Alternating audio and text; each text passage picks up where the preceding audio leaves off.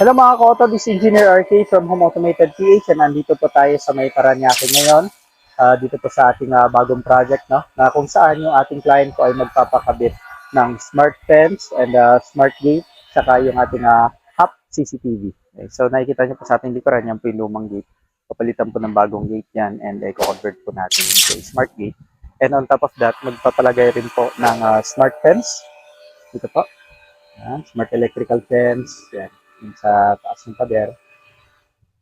Okay. Front perimeter wall. Okay. For added security na rin. And also, meron din pong half CCTV. 8 channel dito sa buong property. So kung napanood nyo po yung ating FB Live session from last time na about sa home layers of defense, so ito po ay napakagandang example dahil yung ating client ay maglalagay ng 2 layers of defense. So yung kanyang primary line of defense would be yung smart fence na ilalagay po dito sa front side, no, front perimeter wall. And in that way, mape-prevent po yung kung sino man yung magtatangkang pumasok dun sa property. So yung ating second line of defense would be yung mga security cameras na magka-capture uh, dun sa event or dun sa scene. Ano? And yun yung kagandahan pag meron kang 2 layers of defense. So magtutulungan sila. One would be the enforcer and one would be the witness. No? Enforcer, in this case, would be yung smart fence and yung witness naman would be yung mga security cameras. And meron ka ring sword and a shield at the same time. Okay? So, yan po. And pasilip ko sa inyo kung saan natin plan ilagay yung mga security cameras.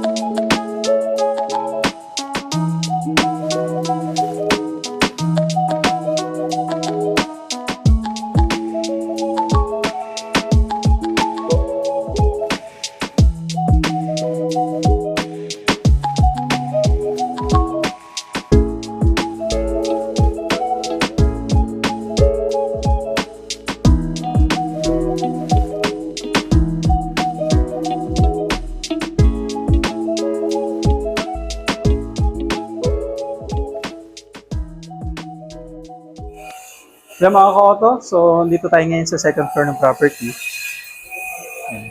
Makikita nyo, under construction pa yung current state niya, no? Which is yung gusto natin pag naglalatag tayo, lalo na sa mga security cameras. Dahil mayroon pa tayong way na itago ano, yung mga wires. Yung flooring, di pa totally finished. Ayan. Yung isang room. Then dito naman yung master's bedroom. Meron balcony. So dito natin plan ilagay yung ating monitor para sa ating CCTV. Going pa yung mga electrical switches. Ito pa yung ano pa. Painting works. So dito naman sa ground floor, dito naman natin lalagay yung ibang mga cameras. So meron dito sa living room. And also dito sa outdoor. So sa corner, pool area. Kakaroon din ng visibility dyan sa pool area.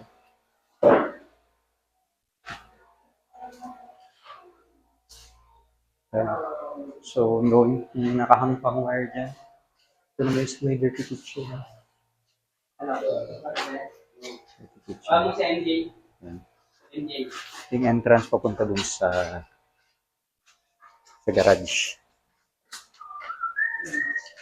And ito naman yung sa garage. Yan. So, makalat pa siya. Yan. So, gate na luma. Okay. So, medyo malaki rin tong gate. And i-convert rin natin yan into a bifold. So, yung current gate is a swing type gate. Yan, so yung mga electricals, yun yung i-check natin ngayon during ocular kung saan natin pwedeng i-tap yung ating mga systems. And ito naman yung view from the inside.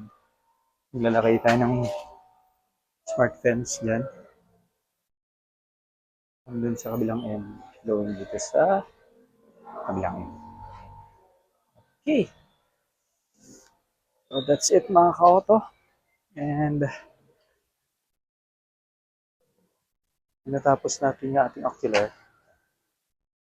So that's it mga ka-auto. Yung rundown ng ating ocular dito sa ating bagong project. And yan. Napakaganda ng panahon ngayon. Maaraw ano. And if interested po to avail our smart gate or our smart fence product or our HAP CCTV, message lang po kayo sa aming Facebook page. And again, this is Engineer RK. Empower your home.